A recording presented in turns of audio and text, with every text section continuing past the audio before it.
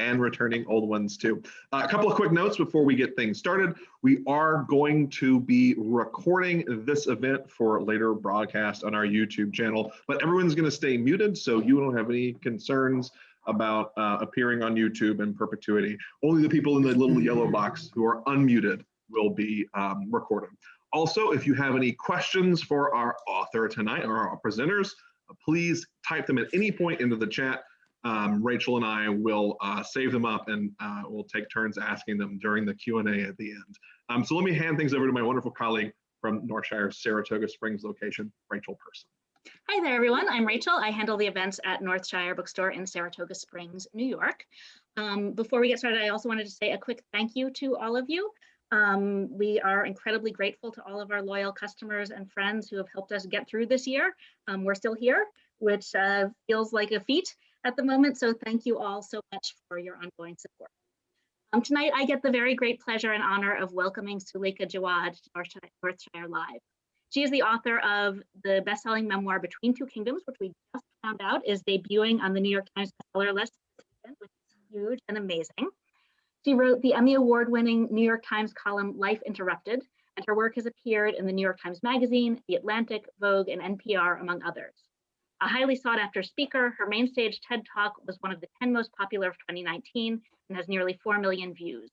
She's also the creator of the Isolation Journals, a community creativity project founded during the pandemic to help others convert isolation into artistic solitude, and over 100,000 people from around the world have joined. Tonight, she's going to be interviewed by Ashley C. Ford, whose hotly anticipated memoir, Somebody's Daughter, it will be published in June, and that includes hotly anticipated by me. She's written or guest edited for publications including The Guardian, Elle, BuzzFeed, and Slate. She's the former host of the Chronicles of Now podcast, co-host of the HBO companion podcast Lovecraft Country Radio, seasons 1 and 3 of MasterCard's Fortune Favors the Bold, as well as the video interview series Profile by BuzzFeed News, and Brooklyn-based news and culture TV show 112 BK. He was also the host of the first season of Audible's literary interview series Authorized, and she's been named among Forbes Magazine's 30 Under 30 in Media, Brooklyn Magazine's Brooklyn 100, Time Out New York's New Yorkers of the Year, and Variety's New Power of New York. Please join me in welcoming them both to Northshire Live. Thank you guys so much. Thank you. And Suleika. Hi, Ashley. How are you? I'm so good. You're one of my very favorite humans on the planet.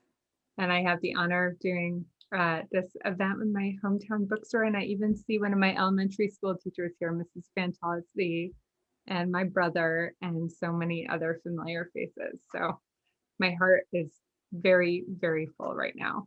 A family affair. I love a family affair. Let's do it, community. First of all, I wanted to say that that feeling is very mutual. You are also one of my most favorite humans in the entire world. I feel like as much as you might be waiting on my book, I have been waiting on your book. It feels like even longer than that. And I can't tell you how amazing it felt to have it arrive, to open those pages, to read your beautiful prose, and to feel like I got to know you even more through this story, not just as a friend, as a person, but as a writer. Like, my goodness, like, I mean, I've read so much of your work and I knew that you were an amazing writer, but now I've read this book, this, you know, thing that you've been working on for so long, and I'm blown away.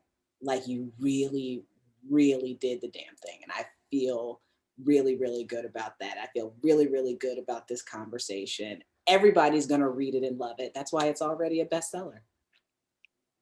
Thank you, friend. And you know the feeling is mutual, and you also know the kind of long, often lonely, always arduous slog of, sitting yourself at a desk and writing a book, and not just a book, but a very personal, vulnerable book. It's not always easy. It is not. It is not. It takes a lot to go there, and you go there for yourself, but you also go there for the reader. And you go there because sometimes the work demands it. And I feel like you gave us everything. Like you left nothing, and I really appreciate that. I wanted to ask you before you read a little bit of the book, what has it felt like so far, just having the story of what is arguably the toughest point in your life be out in the world, having other people experience that story and share their feedback with you? It's such a good question. It's something I've been asking myself since it came out last Tuesday. You know, there's this strange lag time between when you finish a book and when it actually comes out into the world. And I think of that, 9-month stretch or 6-month stretch, however long it was, as like a very prolonged birthing and labor process. And now that it's out, I kind of feel like, I don't know, I've never had children, but it's like sending your baby off to college. Like you're here to support it, you're here to help it find its way, but also it's having its own life now. So it feels so gratifying to know that the book is resonating with people. I've gotten so many messages. I don't think I've cried this much, good tears, happy tears, in a very long time. I've heard from my nurses. I've heard, from patients that I never met because we were within our own kind of isolation bubbles in the hospital. I've heard from all kinds of people. And it's, I don't think there's any greater gift as an author or as a reader when you read something or you write something and someone else feels seen in that or reflected in that. And I would say, even as somebody who hasn't had the experiences that you've had, I found a lot of common humanity and a lot of like shared emotional experience in your book. Like, I think that's what it is you're taking this very specific individual experience and you've turned it into something that people can step into enough to not just find empathy for you, but I think find empathy for themselves as people who, sometimes have to deal with those situations from the outside. And that's a big reason why I want you to start reading your book, because I want, if anybody is here and hasn't started to read the book yet, like I hope you stick with us after she reads the book. I hope you don't automatically decide that you need to get off of here and start reading it for yourself. I hope you stick with us, but I'm taking the risk. Go ahead. All right. I thought I would read something that takes place in Saratoga. Because Northshire is based in Saratoga, and Saratoga is one of my favorite places on earth. I had the privilege of spending a lot of my childhood there. Okay. After almost 2 months in the bubble, my doctor sent me home for a couple of weeks to regain some strength before I began the clinical trial. My blast count was still terrifying, high enough that were it not for how weak I would have started the new chemo drugs immediately.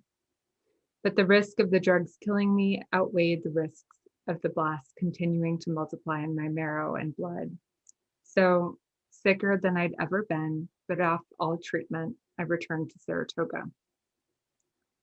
Stepping out onto the porch, I luxuriated in the movement of my legs, the in and out of my breath, the sun on my skin, like a prisoner released after a long sentence.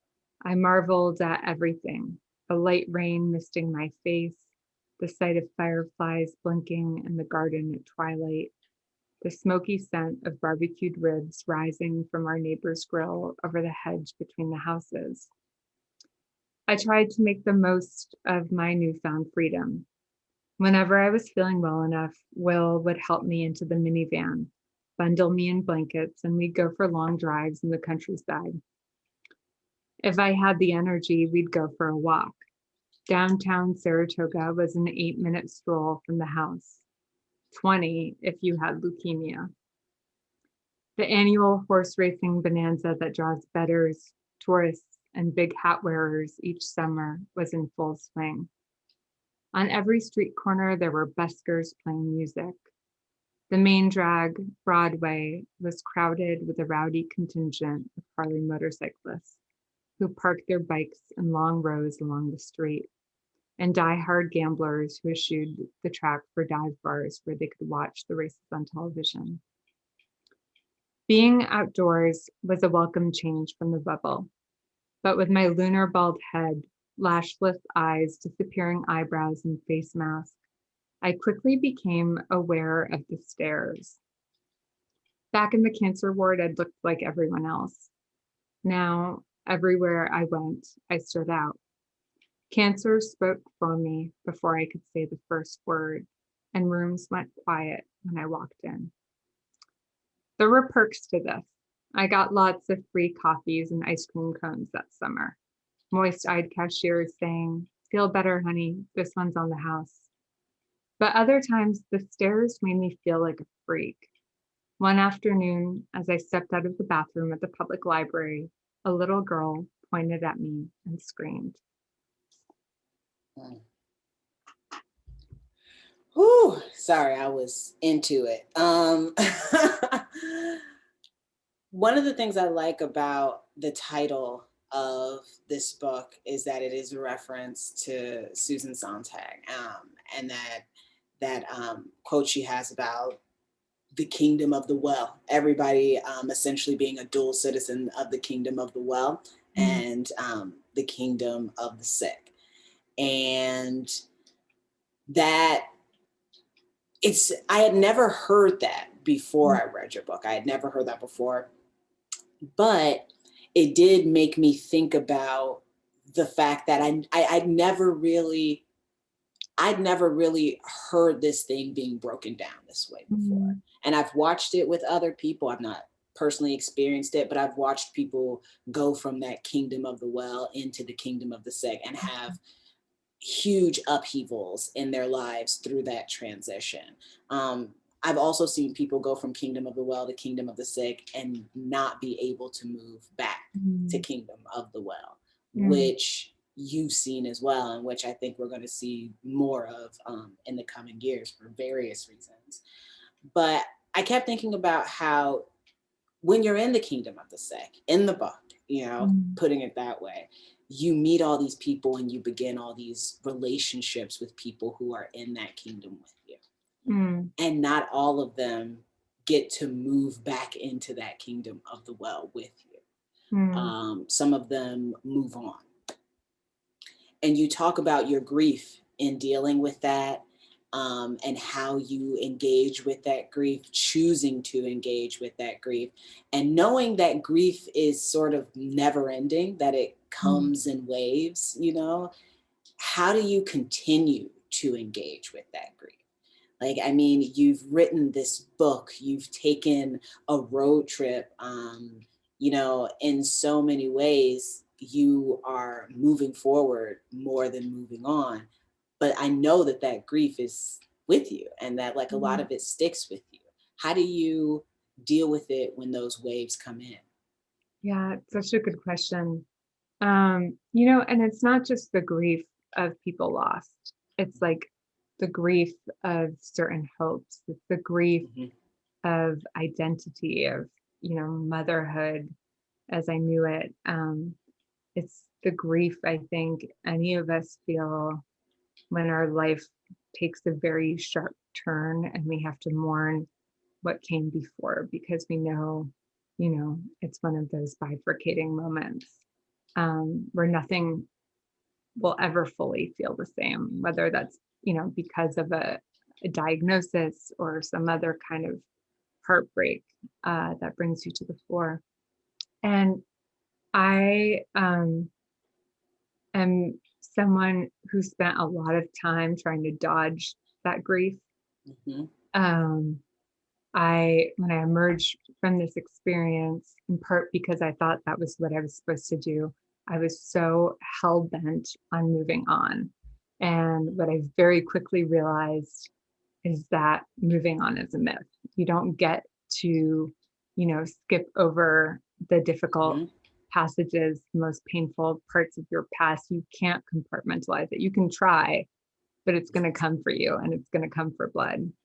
And so that was really at the heart of my reckoning when I kind of emerged from the fog of treatment. I was 27.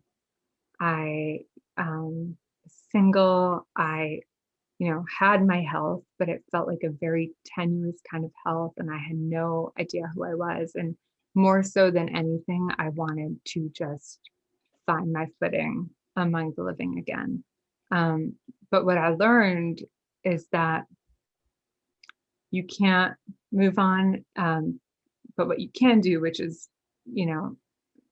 difficult and ongoing, and there's no kind of endpoint to it, is to embark on the process of not just moving forward with those experiences, but figuring out how to integrate them in the present. And more than that, like figuring out what place to give them so that they're not either, hijacking your day or, defining your identity or your path going forward for the rest of eternity.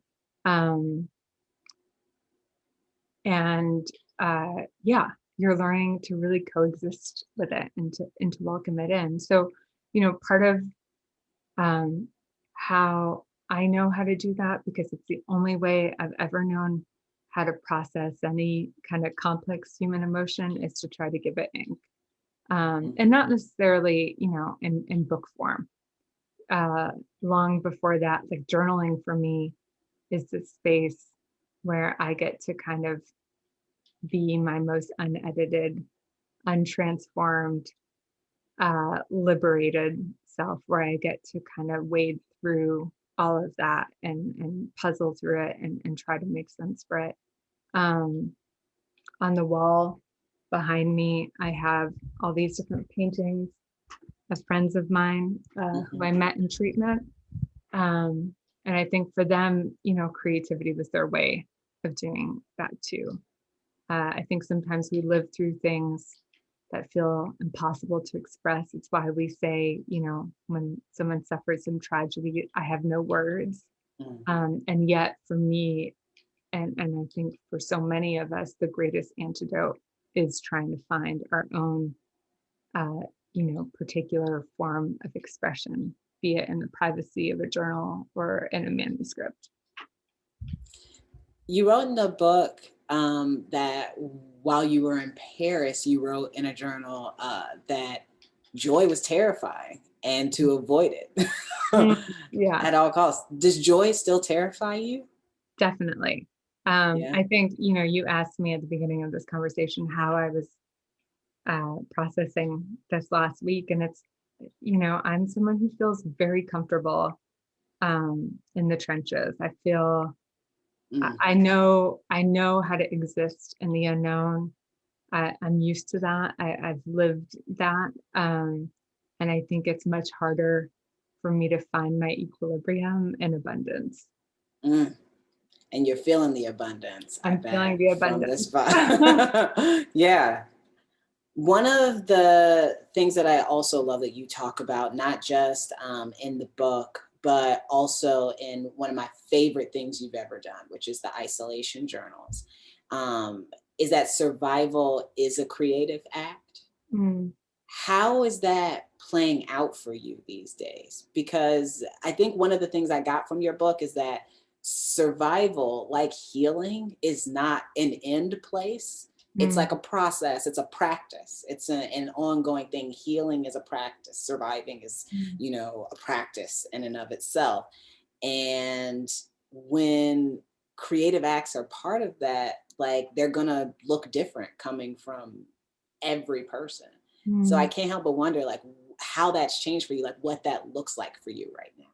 Yeah, such a good question. I mean, so the idea of survival being a creative act, I think for me stems from those moments when, for me, like my life veered so far off script that none of the kind of normal structures applied anymore. And so I had to imagine new ones. And, back when I was sick, that was like a very practical act of imagination. Like, if I'm too sick to get out of bed, how do I fill these hours? If I can't speak, how else do I communicate? If if I can't travel beyond the confines of a room, how do I find other ways to travel? And I think we're all living that now. Like, this pandemic has required us all to engage in our own acts of creative survival. Be that, like, I don't know, how you find ways to be close to your people, if it's on Zoom or if it's through letters or whatever it may be. And I think for me, I've kind of, since the pandemic, found myself in a place that feels familiar. Isolation is something I know. I don't think of myself as an expert in really anything other than isolation. But I think so the second we, almost a year ago, went into lockdown, found myself having to kind of unveil those muscles and that muscle memory that I built up from years earlier. And I found myself returning to things like journaling, and not just journaling, but, writing vulnerably and kind of daring to share that vulnerability, because I believe, and I've seen it firsthand, that to me that has always been the most powerful way of kind of forging human connection, even if you can't, especially if you can't see each other face to face. There's this way in which, when we write from a vulnerable place, when we speak from a vulnerable place, when we're kind of brought down to our most fragile or savage selves, like, all the artifice falls away. And I really believe that in those moments, we have the ability to make deeper connections with other people than we would otherwise. I also think what I love about the isolation journals and what you just said is that I totally believe you're doing it with us. Like, it's not something that I feel like you put out there for other people to do, like, this is a good thing for you. I feel like you invite people into a processing or a creative processing that you are actively engaged in at every point. Like, instead of just, it's the difference between giving advice and living by example. And giving advice is telling people it would be nice if you lived this way. And living by example is essentially saying, like, I live this way and you can see how good it is. And that encourages you to live this way. And I feel like a lot of your work does that. And you tend to include people in your work quite a bit. Like, that, as much as you talk about isolation, it sometimes feels like even your isolation turns out to be collaborative. How does that work for you? I think, it was born out of a period in my life where my isolation was ongoing. And so that was really the only way for me, not just to exist, but to actually find community. And I think when you are in a difficult place, when you're in a place of despair, you realize how much you need other people. And, like, I think illness is, brings up all kinds of literal examples. Like, I needed, help from my mom for everything from fixing a sandwich to taking a shower. And there's this way in which, pre-diagnosis, I prided myself on being independent. And later I came to understand that independence differently. There was an armor to it and an arrogance to it. And I think there's something deeply humbling about realizing how much we need each other. I know you're like me, you don't like to ask for help. Um, No, yeah, it's the hardest thing in the world to do. And yet, like when you find yourself in a place where you have to ask for help, I think for me, that experience gave me a deep appreciation of not just how important community is, but how vital it is to our survival. Yes. And there's a lot of humanity in the community that you depict in the book. But there is a lot of humanity in you too, which is something that I really loved because, I think there can be a push sometimes to see people who are ill as like also like all of a Mm, sudden, like because they are ill, it's like they are a perfect person, or like they have to be seen or treated like a perfect person. mhm. And you just knock that on its head. Like, no, I'm not a perfect person. And, I'm not a perfect patient. I'm not a perfect person, like because I'm sick or while I'm sick. Can you Mm, talk to me a little bit about like the choice, not just to like obviously like tell the truth, but I think even sort of dig deeper into that idea of like the imperfect patient, like the imperfect ill person who is mhm, dealing with something that most people, like on a given day are not. Um, and also having to be polite. Like mm. it seems like a tall order. That's such a brilliant question. Um, yeah, I think the hero's journey is one of our oldest story arcs, Mhm. and it's often projected onto survivors of things that were thought to be unsurvivable.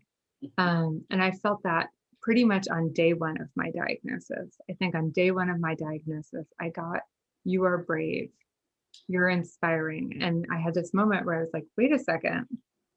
A, I just got this diagnosis. B, I didn't ask for it. I haven't done anything. I'm just, doing, I think, what a lot of us do when we're in that situation, which is just trying to survive.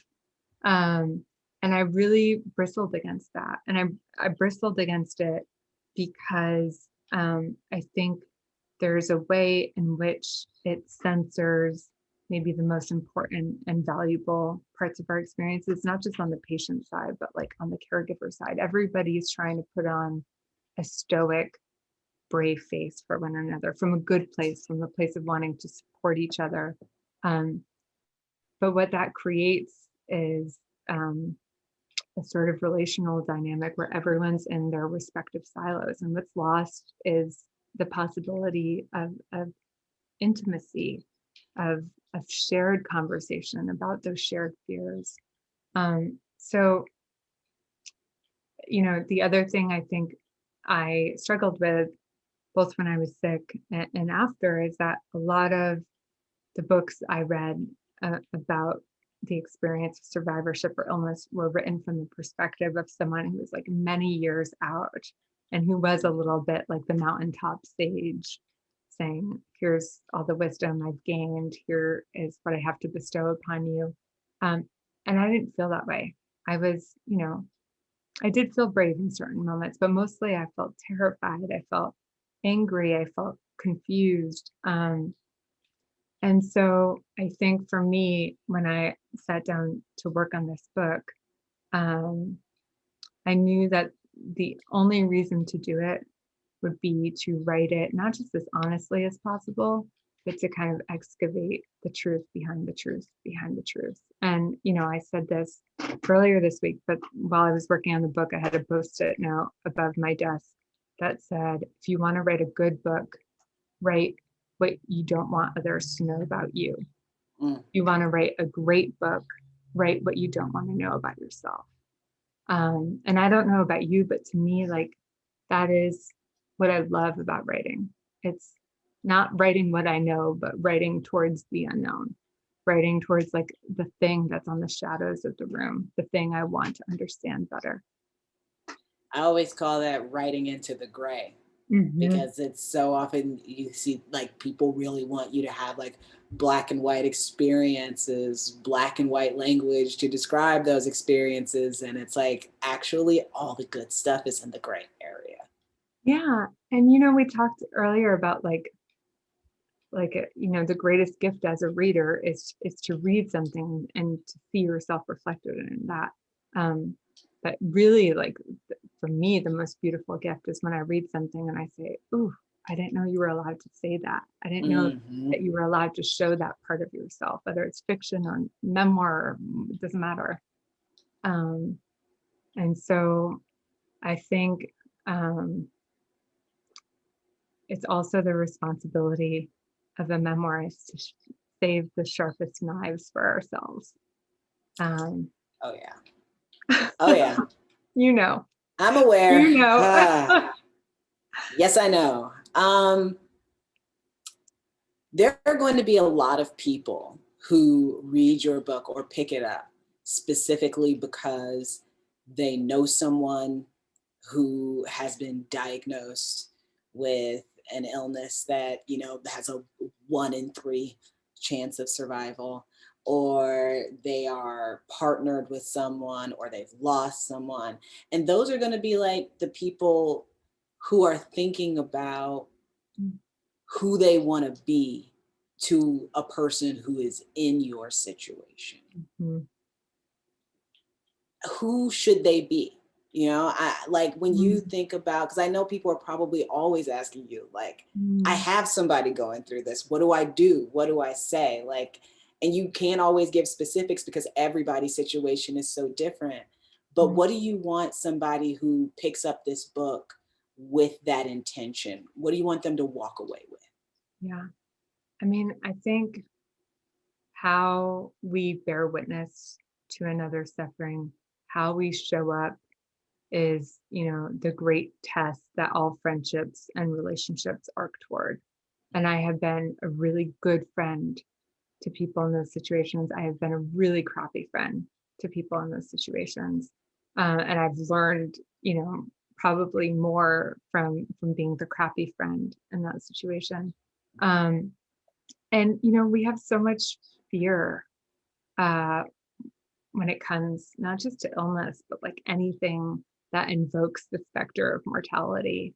And there's this way in which it can, you know, turn us mute, or when we don't know what to say, we stay away and don't say anything at all. And as someone who's been the person who's done that, but who's also been the recipient of that, I think there's no greater cruelty than to, you know, need your people and have some of those people not be there.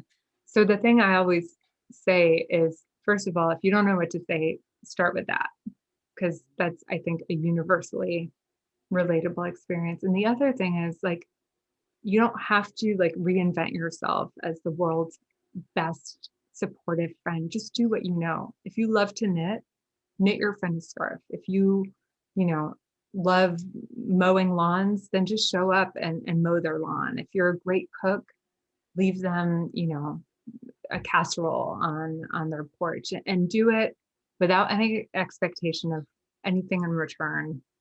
And my favorite thing is, if you write to someone, say no need to reply, because I think that's the other piece of it too. Like, I not only felt, you know, pressure to be someone who suffered well, who was polite, who was appreciative, who was grateful, but I also wanted, you know, to be the person who wrote thank you notes, to, you know, do all those things that we're told to do. And the truth is, when you're sick, you have very little energy, and that added level of pressure and expectation can be a lot. So, and the flip side of it is, the people when I was sick who would always write to me and say no need to reply were the people I immediately replied to. That sounds like me. Yeah. Oh my God, too many things alike. One of the things that was true about my dad, who I write about a lot, when he got out of prison after 30 years, was that he felt time differently. Mm.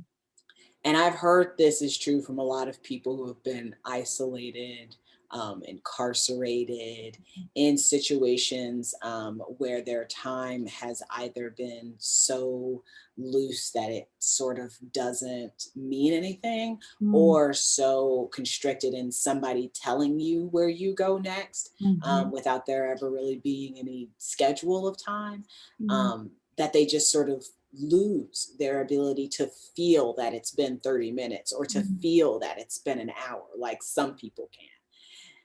Do you feel time differently now? Not just like in terms of how you want to spend time, like the emotional experience of time, but physically, do you feel it differently? Yes. Yeah. I was always someone who was like a big dreamer. I recently found a journal of mine from when I was 12, and it had like, all these lists of like dreams and aspirations, and they were really bizarre ones. They weren't like your typical, I want to go to a good college. But they were, they were daring, they were provocative. And I think I've always been a dreamer. And that changed when I got sick. The future became a very scary place. And the past, stirred up a kind of nostalgia of what was no longer that I didn't want to dwell on. So in this way, I became hyper present. And I think one of the biggest challenges when I emerged from that, and still one of the biggest challenges for me now, is to think into the future. And so, for example, the road trip I went on in the aftermath of that experience was 100 days. And that was like the most I thought ahead, or committed to what felt to me like a very long-term project at that time since I got sick. And I think it's one of the hardest things to do. I think we're all kind of feeling that, 1 year into this pandemic, like it's hard, as much as we desperately want this to be over, it's hard to actually imagine it being over. It's hard to imagine ourselves in a different kind of future. And I think for me, like learning to daydream and imagine the future has felt both risky and dangerous, and probably like the greatest act of hope that I can practice. Wow. You mentioned basically what's going on right now, the P word. We know that we're in a pizzeria. Okay. We know that has happened. We've been in this peer to tear for almost a year now, and it's terrible. Nobody is enjoying the panoramic. I know that for sure. So one of the things that I wanted to ask you tonight, because I feel, not just because of what you said about being an expert in isolation, but also because after reading this book, I think you're also could call yourself an expert in communicating in isolation. How do we talk to each other about what we've all been through? Because this is a mass issue and nobody has been spared being affected in some way by COVID-19. How do we talk to each other about how that feels? How do we begin to have those conversations about what this time is doing to us on the inside?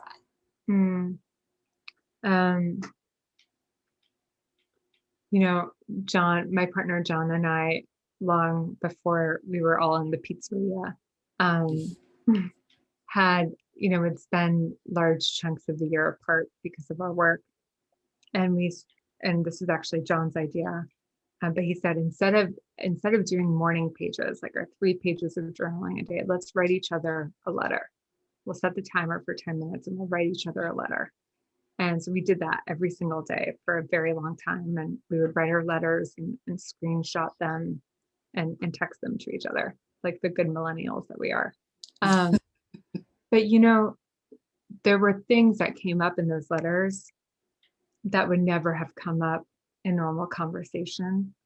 And I think about that a lot right now. I've been corresponding with Little GQ, my friend who's on death row, who I write about in the book. And I think, however we communicate, whether it's, on these endless Zooms that we do or via email, for me, the most powerful form of communication is done in long form with old-fashioned paper and pen. There's something about the act of writing by hand that forces you to slow down. You can't edit, or you can. There's only so much scratching out that you can do. You don't have the backspace. And something about the experience of like palm on paper and pen in hand for me has always felt like a direct conduit, not to my brain, but to like that other stuff.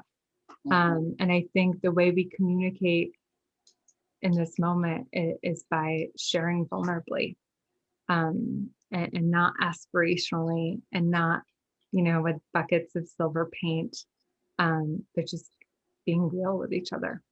That's the only way how I know how to forge intimacy in communication. How about you? Me? Champagne? Thank you. We can do that after this is over. I don't, I think that the only way we're going to get really good at talking to each other is by understanding that there are no bad emotions. Emotions are just experiences. And also by understanding that any emotion you can feel, another human being can feel. Nobody gets out of that. We all have the ability to feel these big feelings. And so, don't ever think that somebody can't figure out where you are, because they can. They might not want to, it's just hard, but they can. And I think it's worth a shot to try. I have one more question before we get into everybody else's questions. So y'all better be thinking about your questions, putting your questions in the chat.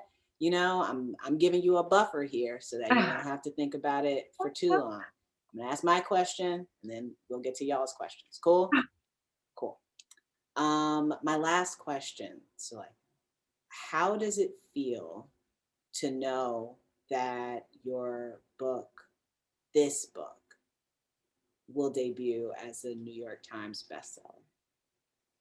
I don't even know how to answer that. Unreal and unprocessable. That's all I have to say. I just got that call from my editor and from my agent before this Zoom meeting. And, we were talking about this before we joined all of you. And I see Casey Jones crying, who's Salsa in the book. Thank you, Salsa. I love you. Writing a book is, it's a long, lonely slog. And there were like so many moments where I was sure I wasn't going to finish it, where at times I put it down and stepped away from it. And it was brutal. I don't really know, it was also exciting and filling in moments, but it was hard. And we've had conversations over the last couple of years while we were working on our books. It really forces you to excavate everything. And so, it's a real honor to know that it's resonating with folks, and it's a real honor to not just get to write to my own experience, but to be able to share some of the stories of the people who appear on its pages. well, the serendipitous moment that allowed me to be with you kind of when you got that phone call and to be able to say congratulations in that moment is one of the most beautiful things that has ever happened to me. So congratulations again. Thank you so much for answering my questions, letting me be nosy and fun for a little bit. And now we'll turn it back over so that we can get to some of these audience questions. Thank you. And one quick thing. Yes. Ashley has a book called Somebody's Daughter that's coming out in June. I coerced her into sending me an advanced reader's copy. She is extraordinary. Her writing is extraordinary. Her book is extraordinary. Please pre-order it. And I'm so proud of you and awed by you and grateful to you for doing this with me. Thank you, darling. Answer your questions. The audience is waiting. Thank you both so much. This has been really special. The first question here is from Nikki. She says, I'm 57 and a psychotherapist. As I was reading, I often thought of the experience and concept of memory. What was it like to remember or struggle to remember? How important is it to remember precisely? Thank you. I read the book over the weekend. Amazing. Thank you. So when I first sat down to write this book, I wrote 20 scenes, stream of consciousness from my memory. The scenes that emerged were not necessarily the ones that I held in my mind's eye, and that were like the most obvious ones that I felt like might show up in my memory. But there's this way in which when you write from memory, memory begets memory begets memory. And you start to remember certain details and smells, and you really have this almost elemental, all six senses firing experience. That being said, my memory, like everyone's, is faulty. And because I wasn't just writing about my own life, but I was writing other people's stories, it felt very important to me to hold myself to the same journalistic standards that I might if I were writing a reported story. So I actually hired a fact checker, an amazing fact checker named Ben Phelan, and asked him to review my entire manuscript as if it were a reported story. And he called every single person who appeared in those pages. And that in and of itself was a fascinating process. There were people, who were upset that they were in it. Lots of people who were upset that they weren't in it or weren't in it enough. And the conversations that emerged from that fact-checking process brought forth so many details, so many like gorgeous lines of dialogue that I couldn't possibly have remembered. And I think that process first of writing intuitively from memory and following my memory without trying to kind of guide it or hamper it, but then also really investigating that memory and fact checking it.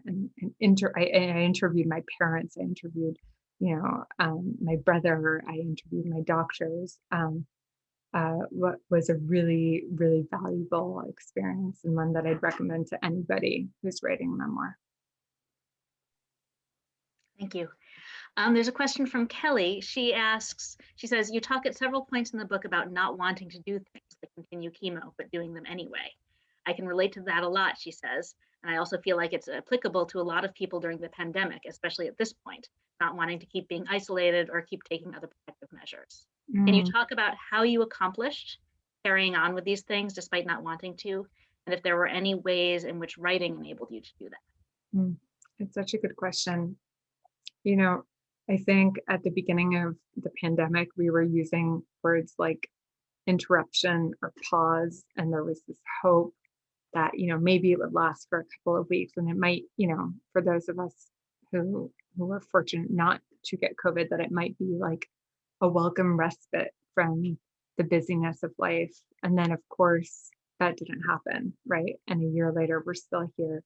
And I think it's one thing to survive when there's a very clear endpoint to that process, but when the goalposts keep moving, it's so hard to maintain your conviction. It's hard to maintain your optimism that it's ever going to be over. And it's hard to maintain your sense of self within that. And so, yeah, I think for me, writing was a big piece of that. But I also spent a lot of time like not writing. I like tried to set the world record for the number of Grey's Anatomy episodes watched consecutively. And that was important too, like allowing myself the space to be unproductive and to kind of grieve what had been lost or to feel angry about it or frustrated. And the other piece of it, I would say, is finding a community of people who understood what I was living and who were living it too, or who shared in that experience in some way. And they were, both in treatment and later on, while I was on the road, like very much my I call them my road guardians, but the people who, helped keep me humble, but also kind of lift me up when I was in a low down place. Thanks, Suleika. This next question is from Allison. She says, what advice would you give to someone wanting to write a memoir? Is there anything you learned along the way that you wish you knew prior to embarking on your book?